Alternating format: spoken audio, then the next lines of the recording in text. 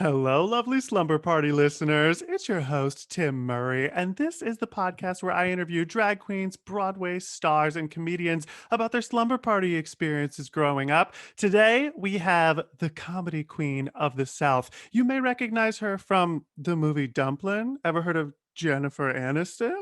Or RuPaul's Drag Race Season 7, or All Stars 2, or my personal favorite, her unbelievable performance of I Am What I Am at the Trailblazer Honors of Harvey Firestein that I can't wait to talk to her about. Please welcome to the stage, Ginger Minj.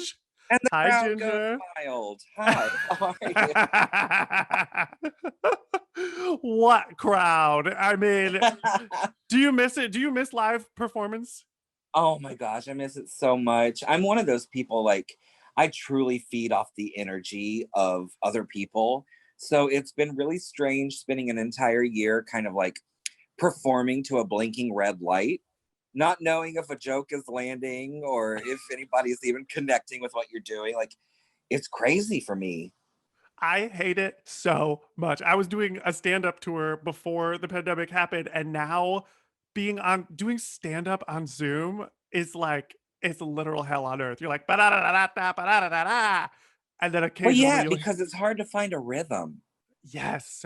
And a lot of people that don't rely on that, they don't quite understand that, when you're performing with a crowd, especially like people like you and me who tell jokes, there's a rhythm to humor, and if you can't hit it, it's really hard to keep going. It really is. Yeah, and like the audience gives you the rhythm a lot of the time. You know, if you're at lunch with your friend and you're chatting, it's like you're feeling their vibe, whatever they're giving you. And that's the same thing when you have, 40 to 500 people in an audience, you feel what they give to you and you bounce off of it. Absolutely. When And I've did gained you so much weight during quarantine, I bounce off of everything. When did you know that you were funny? Like, did you have a moment as a kid where you're like, "Oh, this is happening for me." I'm still not quite sure that I'm funny, but other people laugh at my misery mostly. So I just go with it. Did It you was you were always honestly, it was always really like a deflection for me. Like I always said, I've always been asthmatic and overweight and short with little tiny legs. I was like, if I can't run, I'm gonna run my mouth. It's the only thing that I can do to get me out of sticky situations. So it's always been my defense mechanism. that is so such a beautiful phrase, and I think a lot of queer people listening to this can fully relate to that. Like, it's yeah, it's like if that's how I felt on the playground always was like, I'm not gonna outrun these bullies, so I might as well figure out a way to take them out at the knees with my quips. Exactly. Were you a theater kid growing up? Of course I was. That's how I got into drag, actually. I ended up getting cast in a female role. So what had happened was my very first time in drag was I had been doing costumes for a local production of Gypsy. And the night before the show opened, the director got into a big screaming match with the woman playing Mama Rose, and she quit. And I'm the only one that fit the costumes and had been at all the rehearsals. So I ended up playing Mama Rose for 2 weeks until they trained in the new girl. And it just kind of felt right. It was I had played a lot of roles growing up, but it was the first time where I was like, oh, I'm owning this stage. I get this. I click with this, and the audience really responds to it. So that's when I started branching out and trying to do other bits of drag and performance. That is such a gag. That's also the exact same story of what happened to Patty LuPone. She was doing costumes. They said, "You know what? We need you on stage. Put this wig." I'm just kidding. Well, But I'm nothing if not Patty LuPone. that's incredible. How old were you when that happened? 19? Oh my god, you were like a literal teenager, like playing Mama Yeah. Rose. That's so funny. I might have been 18. It was like 18, 19, somewhere around there. And then the next year, because that went so well, they wanted to like pay me back for the favor. So they did La Cage aux Folles, and I got to play Al Ben. Oh my god. Can we dive into that for a moment? What a show. You sang the shit out of that on that Trailblazer Honors performance. That is such a blur. Everybody asks me all the time, like, what was that like? And my answer is always, I wish I knew. There was so much going on. Like, All Stars 2 was about to premiere. My grandfather just passed away. I'd just gotten out of an 11-year relationship. I'm from Orlando. I used to work at Pulse. This was the week after the Pulse shooting happened, and Harvey Firestein was there. So it was like all of these things kind of culminated into this one nervous breakdown for me. So the only way I got through that performance was with a Xanax and 2 shots of whiskey. So I Yeah. don't remember anything from places until me smoking outside afterwards and Harvey Firestein coming up going, honey, you were brilliant. The But I iconic have enjoyed voice. watching it back because I got to watch it as an audience member, really.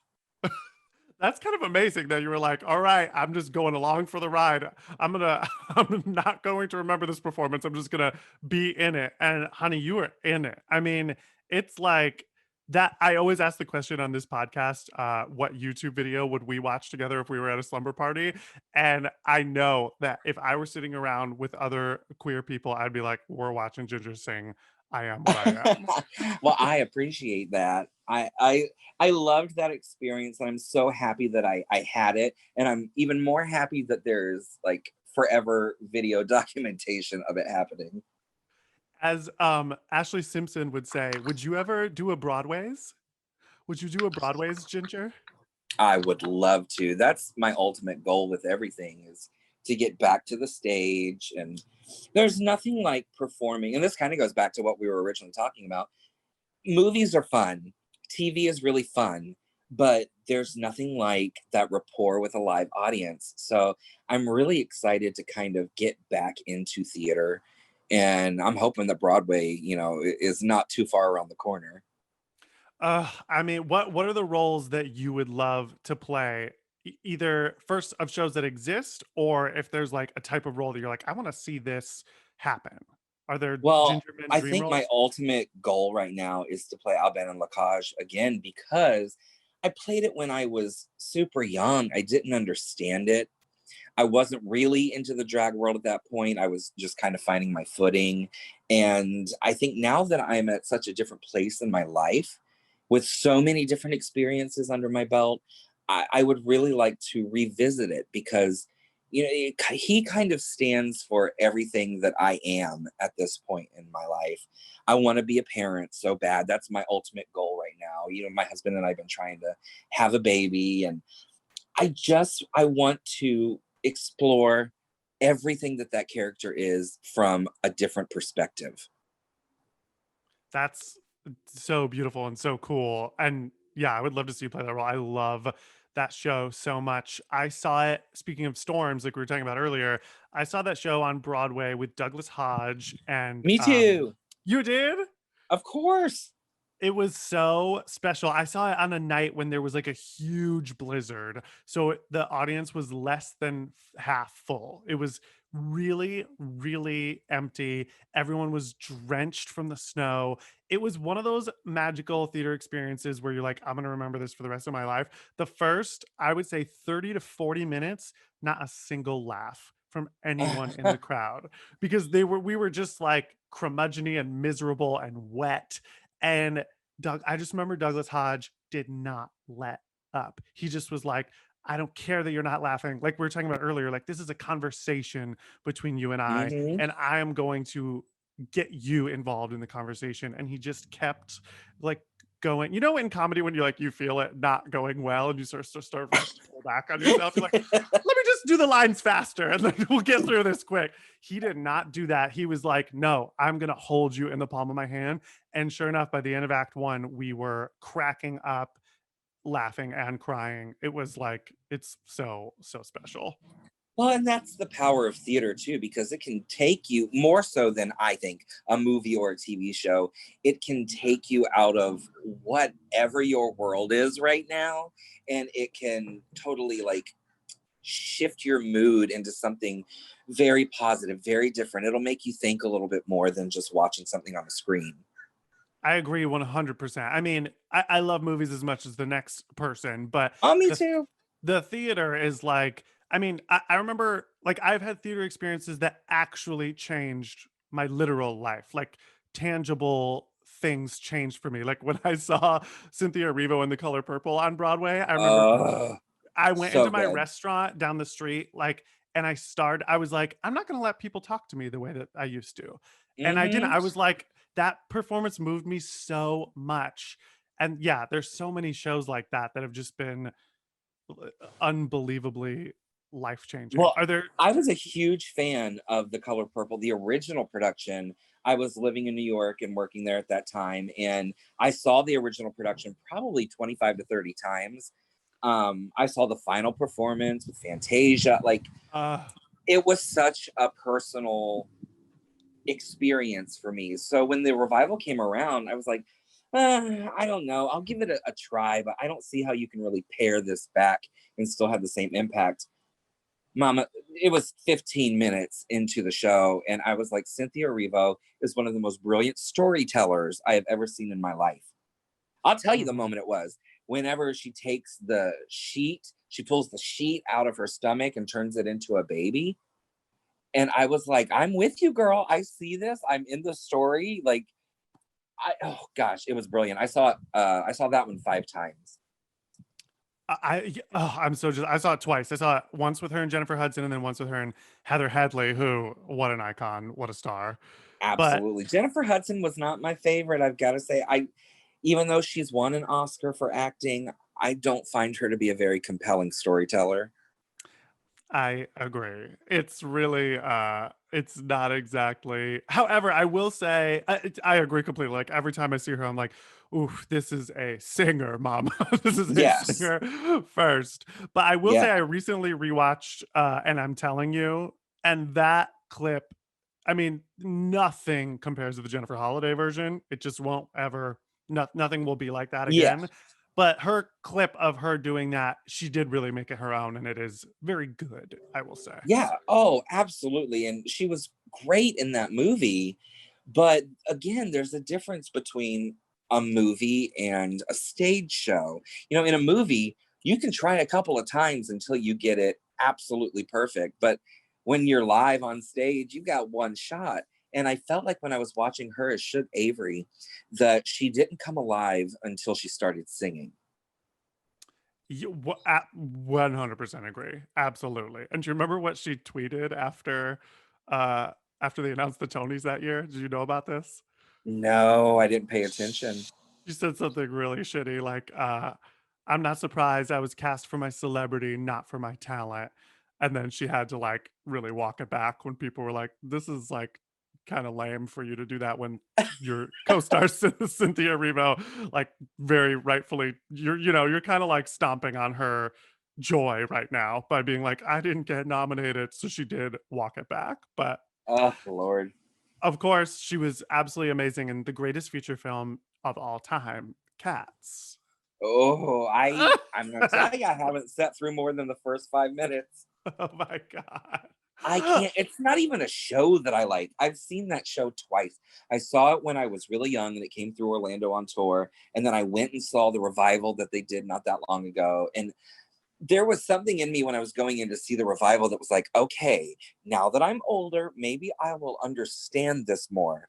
No, I understood it less. It made no sense. And when they said, oh, we're doing a movie, I said, how the hell is this going to work? And it didn't. It did not work. But Jennifer Holliday as Shug Avery, I went back and saw her right at the end of the run. I I went in going, how the hell is she going to play Shug Avery? It like the role is so iconically this vixen of a woman, all sex appeal, and she played it in a totally different way, and I felt like it was probably the most effective version of that character I've ever seen. It was heartbreaking, and she's one that's not ever been known for her acting chops either, but she was fantastic. Oh, I'm so jealous of that. I would love, love, love to see her. I also just recently revisited and I'm telling you, I'm not going, her Tony Award performance. I mean, obviously, we all watched that a million times, but it's like Hmm. every time you rewatch it, you're really like, holy shit, this was like monumentally like like industry changing. Like that It was show, iconic. yeah. It was one It of those moments where, like, when you got to see it, well, I'm assuming because I didn't get to see it live and in person, but it's one of those moments that I feel like would stick with you for the rest of your life. You watch that going, oh, this is a star making performance.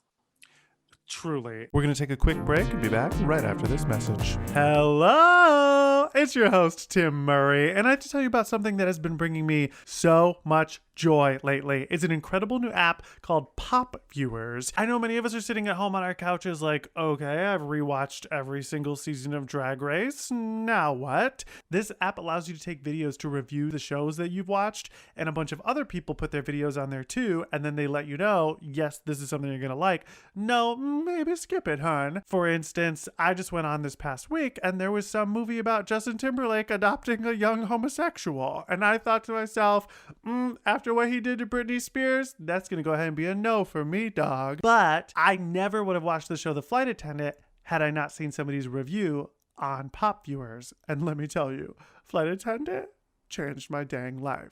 If you're into making reaction videos, which, honeys, I know that you are, you're going to love this app. It's free to download. The link to download Pop Viewers is in the description of this episode, so click that link and get it downloaded on your phone. Then once you're on there, make sure you search Tim Murray and follow me on Pop Viewers because, honey, I'm giving you wig reveals, I'm giving you original songs, and I'm absolutely popping off at the mouth about how much I can't stand Justin Timberlake. So follow me and get into Pop Viewers. I'm listening to like a theater history book right now because I'm a full nerd, and they're talking about the wild boom of British musicals in the late 80s, like the Phantom Uh-huh. and the Cats and Miss All the Saigon mega coming over, musicals. the mega musicals. But what I think a lot of people forget is that in the late 70s and early 80s, the American musical theater like completely reinvented the form, and Hmm. Dreamgirls was that show. Yeah, Like, absolutely. Dreamgirls, Chorus Line, like all the shows like that were so ahead of their time, and it really pushed the theater narrative in a different direction. And even like with Rent, for my generation, Rent was really kind of the Hamilton of its time. It really kind of turned theater upside down, and it made a lot of people who were not theater people, it made it really accessible for them. yeah. I mean, that was one of those shows that I even shared with like my straight guy best friends in high school. Like we would like get on the bus after a swim team and I'd be like, you need to listen to this song. It's the best song ever written. Just like it's so good. I want them to do Out Tonight as a lip sync on Drag Race so That would badly. be incredible. I want them to do more musical theater lip syncs in general. Yeah. The ones I we've mean, we've gotten had what? We've have been had so two. good. Yeah, I think only two. Memory on Drag Race UK this year, Hmm. and I'm telling you, I'm not going on Oh season no, 8. so there's three. I think they did No Business Like Show Business That's right. years ago. Yeah.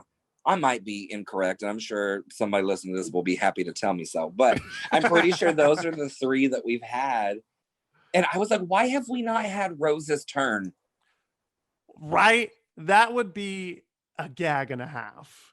Give us Hmm. Rose's Turn. Like that's an iconic. You go to a bar in any gay bar in the country, and you often will see a drag queen slaying that song. Like Because that's it's a story. It has a beginning, a middle, and an end. The song itself builds every performance that has been recorded of that. Even Bernadette Peters, and I'm not a Bernadette Peters fan. me neither. Like they're so good at telling the story. The story really climaxes with the music, and I'm so surprised that they haven't used it on Drag Race any version at this point. Yeah. What other musical theater songs would you love to see as a lip sync? The first one that comes to my mind is I want to see Strongest Suit from Aida. Oh, I love that show too. It's so good. I would love that. I used to do that number. I started a Broadway brunch here in Orlando years ago, which is still going. I haven't been a part of it for a while, but they just made national news with the little 6-year-old who got to perform with them. Like it was a big thing, and it was super cute. And I was very proud. Like, so that's part of my legacy, you know. But I used to do Strongest Suit as a quick change number way back in the day for Broadway brunch, and it always people would just respond so well to it, even if they didn't know it, because it's one of those songs. It's catchy, it's fun, and then when you throw in the visual of all the different costumes, it was just spectacular. That is so fun. I would love to see you do that number. I'm trying to think, are there any other musical theater numbers that you're like, I want to see this as a lip sync song, or that you would want to do? Well, I think you're right about Out Tonight. I think that would be such a great, or even Today for You. Oh yeah, Um, yeah, that would be we'll great. we'll even do the Valentina version. Why not? Um, I Can you would love imagine? to see. Um, oh, He Used to Be Mine from Waitress.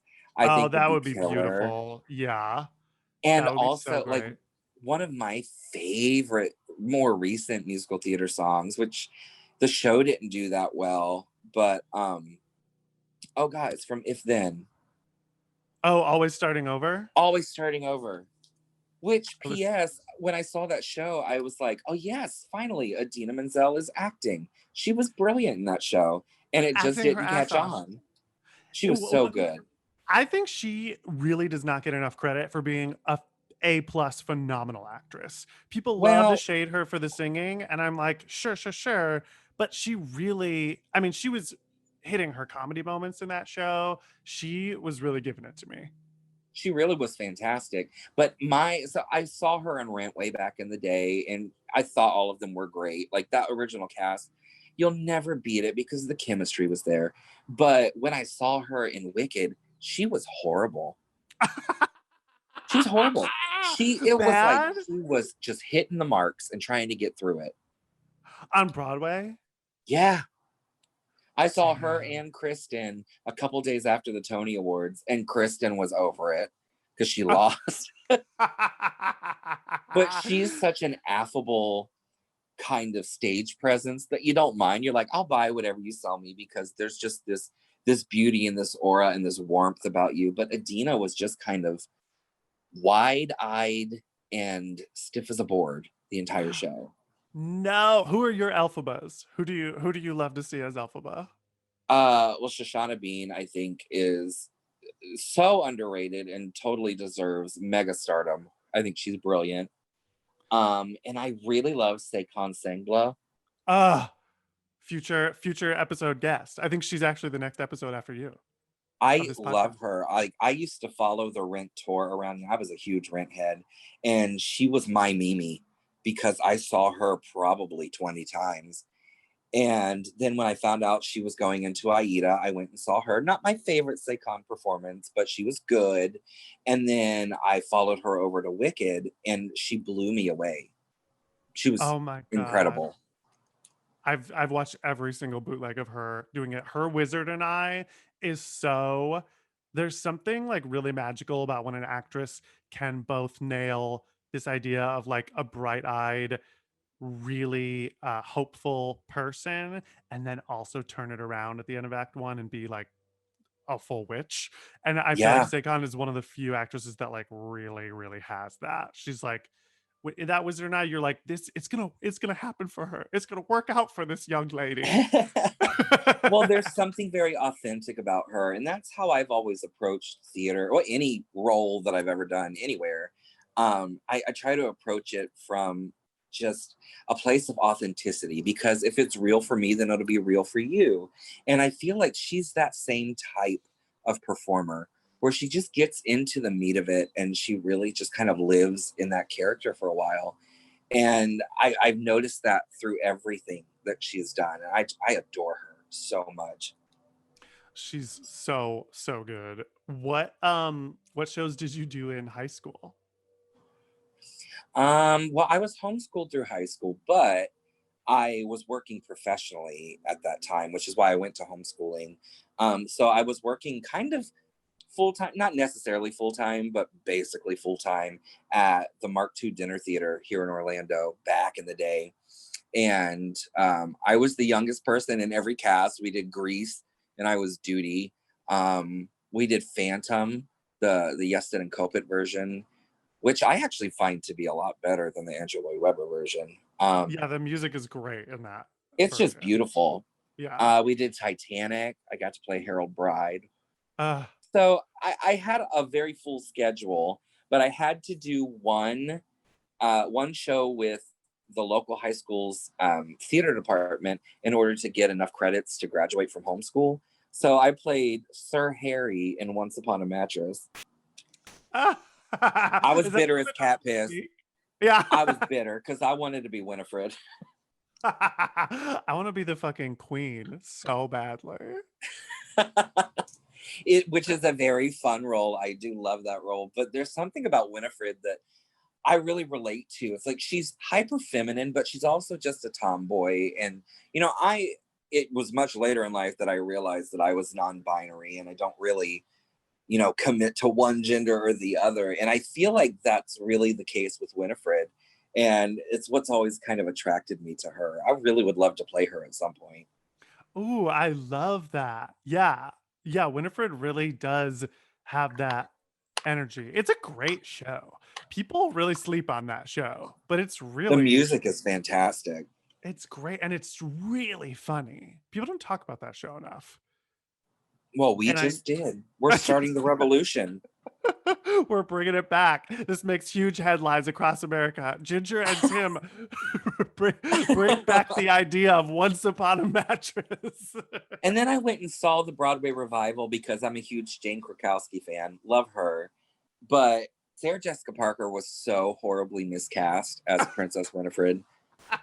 Was it bad? I felt like I've her always and wanted Jane to see it.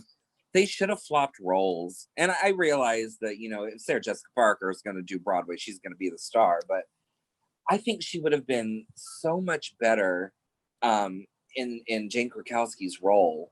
And I think Jane Krakowski really has that nuance of comedy to be able to play Winifred. I forgot Jane Krakowski was in that with her. That's When we kind were filming AJ and the Queen, we spent a lot of time together. And I was telling her, I was like, because she was like gushing over me about what a huge fan she is. And I said, you don't understand. I've been a huge fan of yours for years. I flew to New York. I saw you in all of these different shows. And the one that really sticks out to me was Once Upon a Mattress because it's one of my favorites. She started laughing. She was like, that was such a shit show. I don't even know if I should be repeating this, but she's like, it was such a shit show that all we did was kind of sit in our dressing rooms and play cards with each other and just wait for the stage manager to go, oh, hey, Jane, you're up next. She said nobody was really invested in it. And I was like, well, you could kind of tell with the overall product. It was a little bit hodgepodgey, but I thought there were individual great performances. That's such fun, T. And I'm listening to a podcast called Out for Blood about Carrie the musical right now. So good. So good. I mean, speaking of just total wonderful, beautiful train wrecks, like every piece of information, I'm like, I cannot believe that this happened the way that it happened. Mm-hmm. It But was a perfect storm. yeah. Everything that could go wrong did go wrong. And it's like they kept coming to a fork in the road and choosing the wrong direction. Truly. It was like, and it sucks because when I look back at it, I'm like, this could have been spectacular. Like, it Yeah. really, some of the music is so good. The whole, what they keep saying on the podcast, what the major problem was, they're like, the book was a mess. And I'm like, how? It's like a perfect Stephen King novel and then a near perfect movie. Like, I what got don't think that the screwed book is the up? problem, though. I really Yeah. don't. I think that the problem is that it was two different shows in one. Everything between Margaret and Carrie was just this beautiful opera. And then you get to everything else dealing with the school and the teachers and the kids, and it became parody. So Mm. it was like, are you an opera that's really going for the truth of it, or are you going for satire? And it just didn't work. And I felt the same when they did the revival off Broadway a couple years ago. I was like, it's still two different shows, and you haven't really pieced them together enough. Just because you reorchestrated it to sound like Heather's doesn't mean that you fixed the problem. Yeah, that I really loved that off-Broadway version, but you're so right. There was, like, something still just wasn't you know what? It's really, really a hugely difficult task to make a horror musical, but you can do it. Like, obviously, Sweeney Todd was a massive hit and still beloved to this day, but it was truly scary. It Carrie was, and I think never the Go ahead. reason that Sweeney Todd works, and it is as scary as it is because it has a sense of humor about itself. A lot of it's very tongue in cheek, and then you laugh at it and you go, "Oh my god, why am I laughing at this man slicing these people's throats and baking them into meat pies?" Like, you have to have a sense of humor about yourself so that the audience buys into that world. And Yes. with Carrie, it was like when you're dealing with Margaret and Carrie, it is too serious. And then when you're dealing with the kids, it's too silly.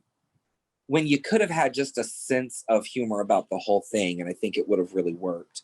And Lindsay Hadley fucking destroyed as Carrie. She was brilliant. I've only ever seen videos, but I'm always like, "Wow, wow, wow, wow. This was I a mean, I'm star." old, but I'm not old enough to have seen it in person. I've only seen the videos as well, but just what a talent, and should have really gotten a lot more recognition than she did. It's a shame when somebody gets their big break or what they think is their big break and it turns out to do nothing but destroy their career when it's not their fault. At 17 years old. Uh-huh. 17. She was acting opposite Barbara Cook and then Betty Buckley and Uh-huh. being flown to a new country.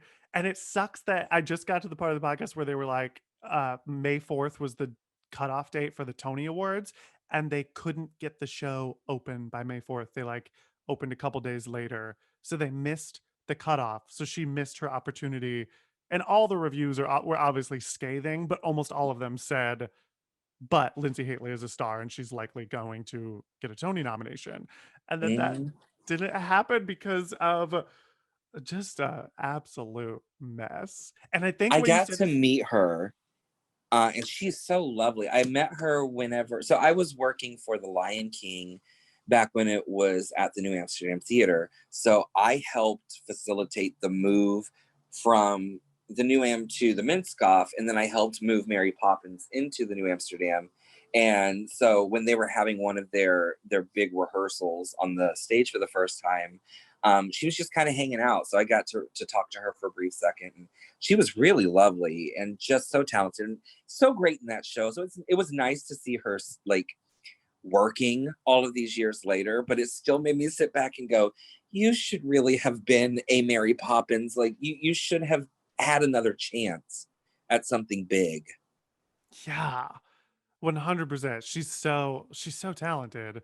And to go back to our conversation about the difference between, like, is this camp or was it supposed to be scary? Are they supposed to It's so interesting. Like, all of those elements I think can work. It's sort of like what they say sometimes about like drag race critiques on the runway. Like sometimes they're like, is it camp? We asked you to give us fashion or glamour or whatever.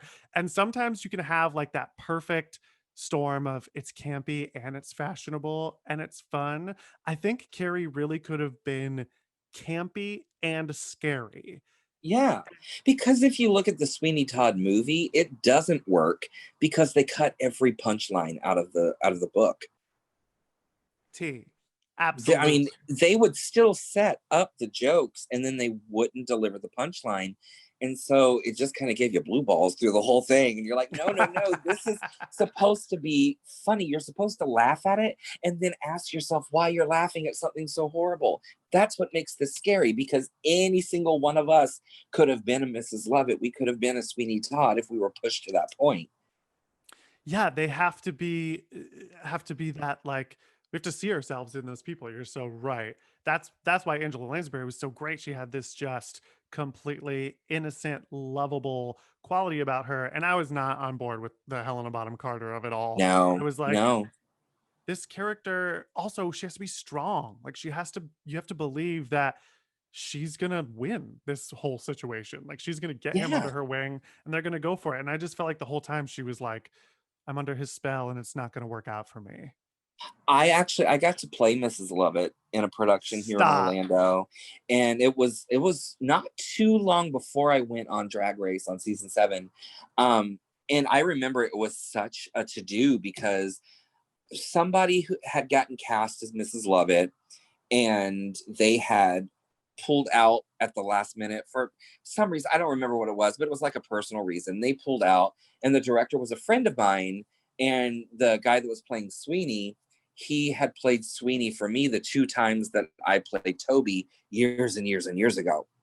And he said, well, why not get Josh? He does Ginger now. He's well known around the Southeast for playing these roles. So they announced me, and the Sondheim estate sent a certified letter saying, you have to retract this. You can't do the show if you're going to have a male play this role. And we wrote back and we were like, well, we're not playing it hokey and for laughs. We're playing it sincerely. This is what Joshua does. That he's developed this entire persona. It's not just him in drag. It's him in drag as this character playing this role. And so they made me film in costume and makeup every bit of Mrs. Lovett's stuff from the show, send it to the Sondheim estate. And then not even 20 minutes after we sent them the videos, Stephen Sondheim wrote back, or they wrote back and said, Steve says it's A-okay. Do it with his blessing. That's fucking cool, Ginger. It was really cool. And then I ended up having knee surgery 2 days before we opened. So I had missed final dress rehearsal. We had never rehearsed him throwing me into the oven. So on opening night, I panicked and I just kind of ran into the oven. And he was standing there looking around like, what the hell happened? But anyway, long story, even longer. When I was playing Mrs. Lovett, it's one of my favorite shows. And I loved playing Toby all those years ago. I played it when I was 14, and then I played it again when I was 22. And I knew Mrs. Lovett as an outsider from that world. And when I started trying to learn who she was, I was like, what makes her so likable? Because there's not one redeeming quality about her as a character. What can I do that makes her a good person with bad intentions?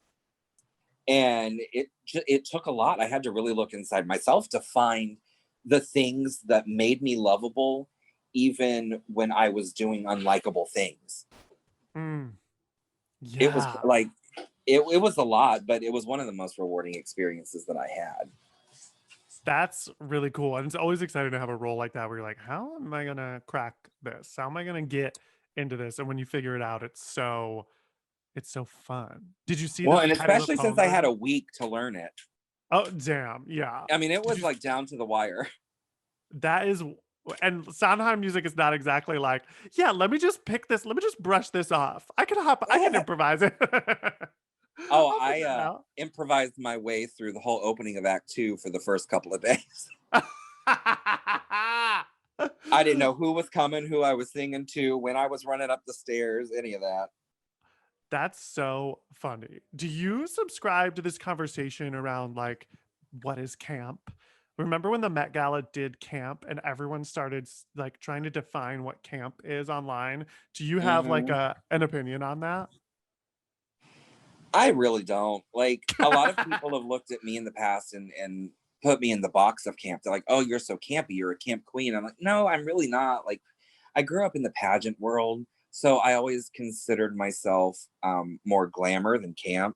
But I do know that I have a very strong sense of humor. It's a big piece of my character and of my act. So I subscribe more to the glam kind of thing, like glamorous, but still funny. I love campy queens, but I have an affinity for girls who can do more than one thing and who don't really just kind of confine themselves to one thing.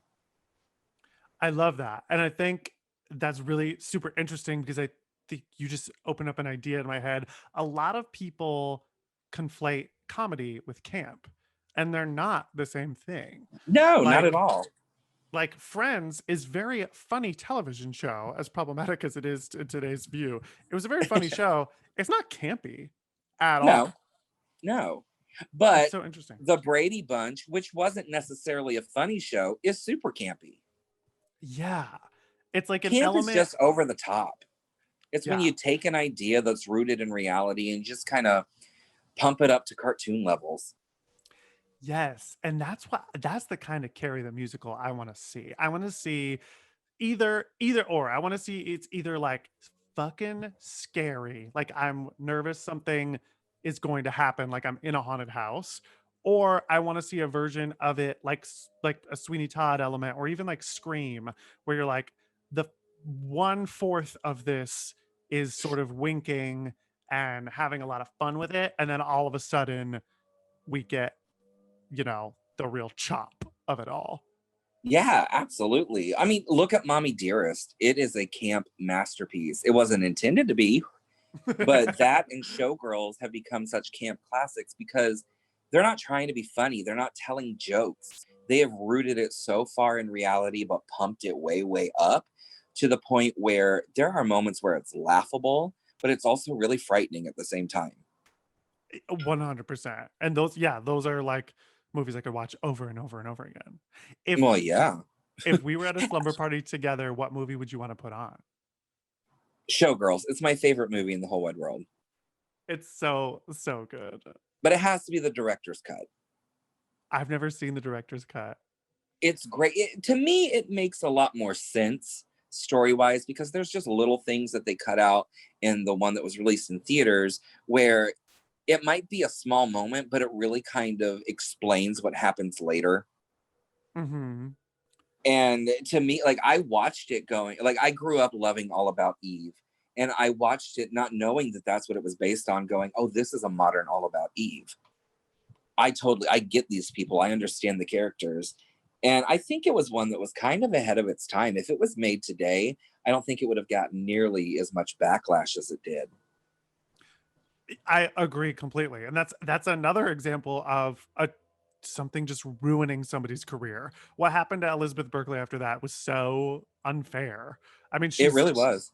she's wild in that film, but she's giving it her damn all, and she's like a talented person. And it's so crazy that it literally like destroyed any chance she had of getting I another role. saw her on Broadway in Hurly Burly, and she was fantastic. I would love to see that. There's an old rumor that she rehearsed for Chicago, or she was like gonna be Roxy in Chicago, and it like fell fell out for some reason, like it just didn't happen. But I would love to see her in that show. I had never heard that, and I'm a huge Saved by the Bell fan. I follow all of them. I had never heard that rumor, but she would be such a great Roxy. She Yeah. she can dance it. She can sing it. She's a great actress, and she's Yeah. gorgeous. And that show really does lend itself. Sometimes they do some pretty wild stunt casting, but a lot of the times I think it really works because it is about an actress who wants to be a star. Like, Yeah, and so casting these actresses who are, a lot of them tabloid darlings or what have you. I saw Brandy in it, and I'm not kidding, Ginger. It was one of the best things I've ever seen in the theater. It was I saw Melanie Griffith.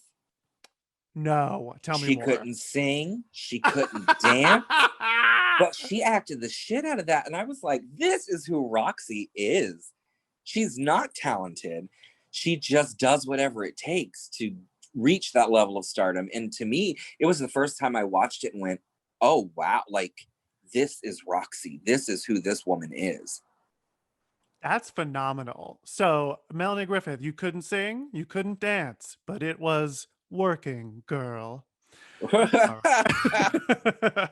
We're going to take another quick break and we'll be back right after these messages. You got to get into Pop Viewers. It's so much fun. And I know many of you are sitting at home thinking, what on earth do I watch next? Pop Viewers makes it super easy to figure out what's the next show that you're going to want to watch. The link to download Pop Viewers is in the description of this episode, so click that link and get it downloaded on your phone. Then once you're on there, make sure you search Tim Murray and follow me on Pop Viewers because, honey, I'm giving you wig reveals. I'm giving you original songs. So follow me and get into Pop Viewers.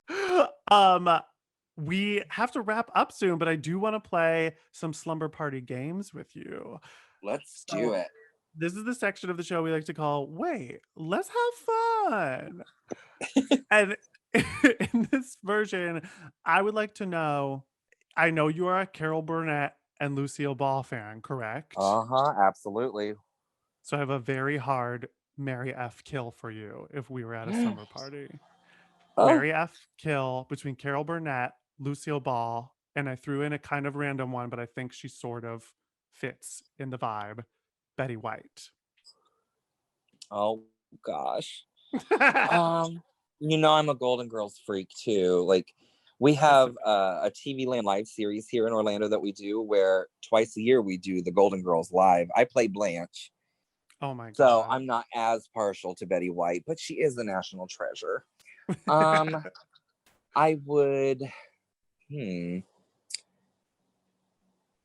I would marry Betty White because I feel like she'd be good to spend all of my time with. I feel like she'd be fun around the house. She cracks good one-liners. She probably knows how to cook really well. Um, I would F Carol Burnett, mostly so when she was experiencing afterglow, I could go steal all of her iconic looks from her closet. And I guess I would kill Lucille Ball only because she's already dead. Okay, that's totally fair. That's a very Yeah, good she's already answer. dead, so what harm could I do? That's a very good answer. I would also kill Lucille Ball. I would do the exact same as you. I would do the exact same as you. I think Carol Burnett is like my fave of that three. She just like I will never forget being a kid watching the Annie movie and just being like, "Oh, I relate to the villain." like Yeah, I absolutely. I Well, want to be because I it's would a love to see you as perfect Miss Annie. example. It's a perfect example of taking a wholly unlikable character and making people love them. Mhm. And So she was funny. always able to do that. And also, I feel like, Lucille Ball really destroyed Mame. So she had it coming. I've never seen that. It's as bad as people say. Mame is one of my favorite Broadway shows. I've directed it twice. I got to play Vera once. And I feel like she sucked every bit of energy and fun from that role. So it makes the movie a chore to sit through. Ooh, yeah. That is, I mean, we've really had a recurring theme here today of you can't take the fun out of anything. If No. it has the elements of that in it, like they really thought that Sweeney Todd could survive without the fun, and it can't. That is like a reprieve. It's what sucks us in. It's what makes us excited to watch. Yeah. And Mrs. Lovett, one thing that people really connect with her about is the fact that she is so independent. Like, she is fully devoted to Sweeney. She loves him and she wants this great life for the two of them together, but she has survived on her own for years and years and years by being fully aware of herself and fully self-sufficient. And when you take that aspect away from it, I literally sat there going, how the hell did Helena Bonham Carter's Mrs. Lovett survive all of these years without her husband, without Sweeney, without anybody to take care of her? Yeah, she was It giving didn't make off sense. weakness. She was like that was like her main character trait, and I was like, I don't see this for this character at all. No. I And the great thing about um particularly with Patty LaPone's Mrs. Lovett, not necessarily in the revival because I didn't love the revival, but in the concert version, I felt like her Mrs. Lovett was a strong, independent businesswoman who made the decisions that she had to make in order to survive. It was nothing personal. She was just trying to do what it took to stay afloat. And there's something really admirable about that. Even if you sit there and you're pissed off at the things that she does, you can still understand why. And you're like, okay, I applaud you for taking matters into your own hands.